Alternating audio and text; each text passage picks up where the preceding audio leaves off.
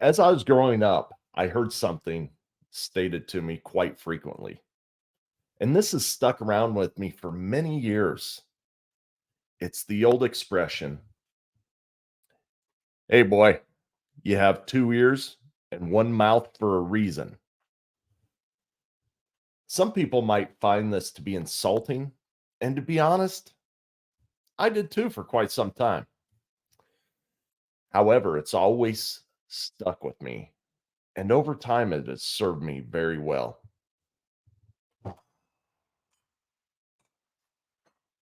Leaders are not born in a womb. They are forged through heat, pressure, and a whole lot of sweat.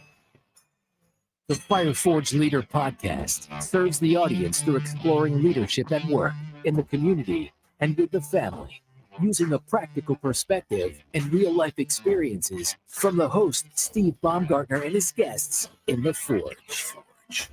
Now, it's time to enter the Forge with the Fire Forged Leader.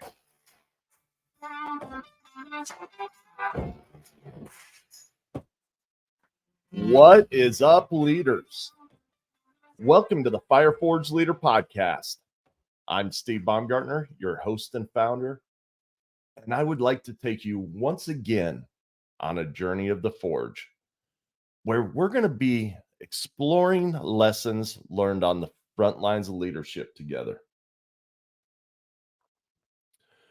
So, yeah, this saying two ears and one mouth. Yeah, I get you. It definitely sounds like an insult, doesn't it? And to be honest, it was probably meant to be. It was probably put in place to tell me to shut up in a gentler manner, but really, it's a great thing to reflect on. For example, and I just want to tell you this quickly here.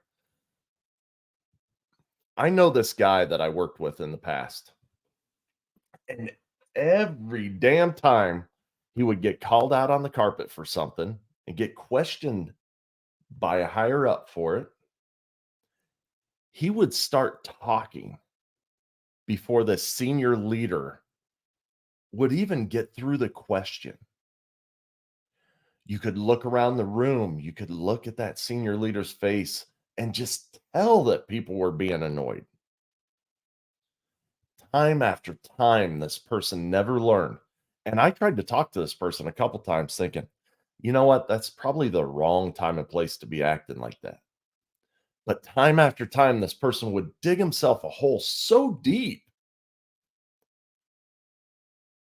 And it was a lot of the time, it was actually because he was giving answers to something that he wasn't even being asked. So he would start getting this question, then he'd just start filling in the answer, and he didn't even know what the question was, which of course brought up even a ton more questions. After a while of talking to this gentleman, I would just sit back and shake my head because you could see him bubbling in his chair, getting all anxious. He would get antsy and suddenly he'd just blurt out these answers. He couldn't wait for the end of the question. And like I said before, this action would just frustrate the hell out of people in the room. And rightly so, because quite frankly, it's rude. Now let's contrast that behavior a little bit. I want you to think of some of the best leaders that you have been around in whatever organizations you want to think of. Are those the type of people who are going to cut you off? Are they the type of people who are going to talk over the top of you or interrupt you while you're saying something? I would be hard pressed to believe that the people that you admire are like that. I know in my life, most, if not all of the people that I admire or respect, they were all effective communicators. And they had that uncanny ability to listen and not just hear me. And I want to make the distinction between those 2 points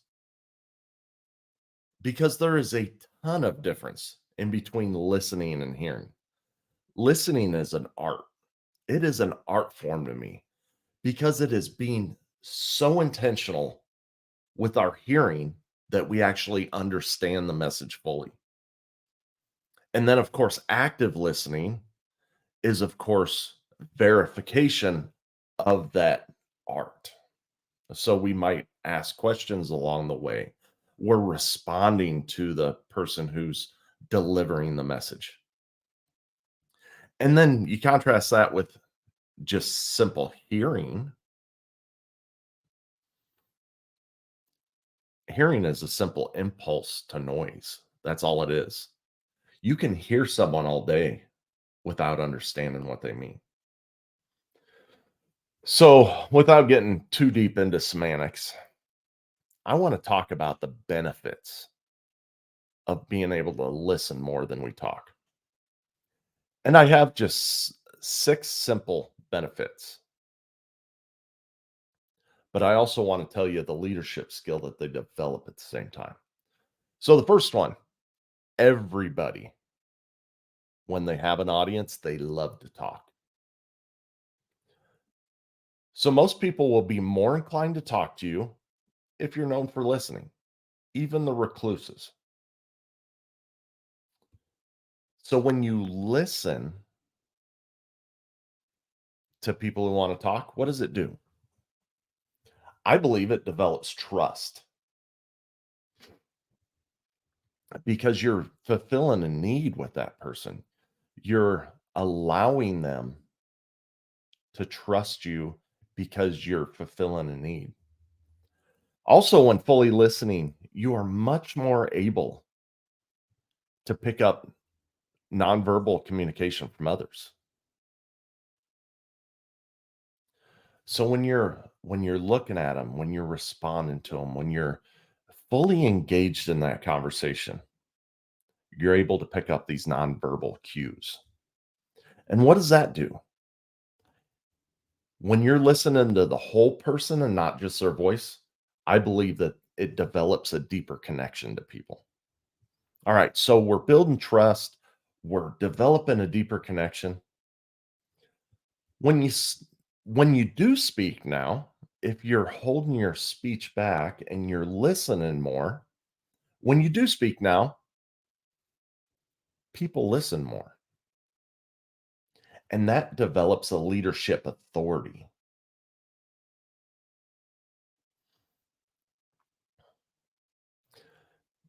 It's kind of like, your grandpa, right? He takes you out fishing. He's usually pretty quiet, uh, never yells, very kind with everybody. Then all of a sudden, he uh, pops off and scolds you as a kid because of something that you were doing. And you're like, whoa, okay, I need to listen. It's kind of like that, right? It's you have built up all these things within this conversation that someone's respecting you. And then when you speak, your speech carries more weight. So you develop this authority. So here's something that a lot of leaders have a problem with. You can learn things from other people. You can learn things from other people. All right. So, what does learning from others give you as a leader? What skill do you get to possess? Well, when you learn from others, it really enhances your authenticity, right? We say all the time that we're here to serve others, that we are part of the team, that we rely on the people around us to lift us up. When we learn from other people, it proves that, right? So it enhances our authenticity, which is very important in leadership. It also puts you into a position to ask more questions to the person who's speaking. And this really keeps the conversation moving, which establishes credibility. And then finally, like that coworker of mine that I was talking about from the previous example, it keeps you from saying something truly idiotic, people. So now this person views you as a person with sage advice or wisdom. All right. So from this simple act of active listening, we allow other people to talk that are needing to talk, which develops trust. When we're fully listening, we pick up more nonverbal cues, which develops connection. When we do finally speak, more people listen, which is authority. You can learn something from other people, which enhances your authenticity. It puts you in a position to ask more questions, which really establishes credibility. And then it keeps you from asking really or saying something truly idiotic, which identifies you as the leader with sage wisdom. Trust, connection, authority, authenticity, credibility, sage wisdom. Now stop and think about it. What else do you truly need as a leader?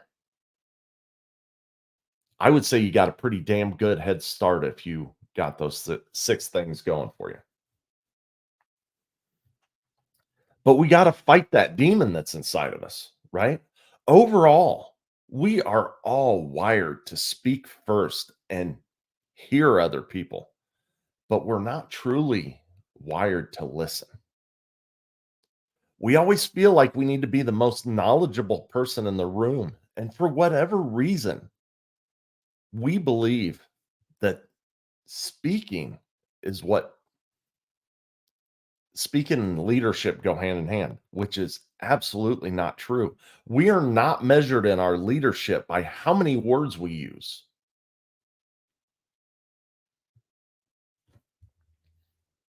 It's actually when we start to listen, when we really bake in how we are viewed in others and our leadership style. Once again, from listening, we gain trust, we develop connections, we get authentic authority, authenticity, credibility, and get seen as a person with sage wisdom. It's the answer to leadership. Now, with all this that we gain from active listening, we can make a solid decision. So let's go out there and make sure that we understand that we have two ears and one mouth for a reason. And let's use those in the proper ratios. Today was a simple one, a short one. And I want to remind everybody that this week is when the series starts to release that I've been working on in the background with fantastic people. The series is over human exploitation and trafficking. It is a dark world that I'll be talking about. But I want everybody to listen because we need to be aware as leaders. We need to participate in the fight against all of this, whether it's financially, whether it's talking about it, whether it's volunteering. You need to make your own decision. And I will help line you up with the resources needed. But make sure that you listen to those extra episodes because they are full of phenomenal, fantastic people who have a lot of leadership credibility. So make sure you go out there and listen to that. Also, I want to do a quick shout out to a really good friend of mine, JP Roberts, who is an awesome creator. He designs like no other designer I've ever seen, everything from making illustrations for children's books to graphic animations, you name it, he can design it. I want you to go check him out. jproberts.com is his website. All right, with that being said, leaders, once again, you have come here to listen to this message about leadership. But listening is not enough. I need to know what you're going to do to apply this lesson this week, this month, and this year. And remember, when you become a better leader, you become a better spouse, a better parent, a better coworker, and ultimately that person that other people want to follow. So go out there and grow in your leadership skills for your family, for your community, and for the ones you lead at work. But also do it for yourself.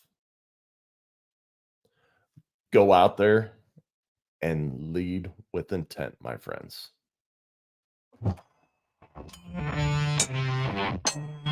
You have just experienced the heat and pressure of the forge.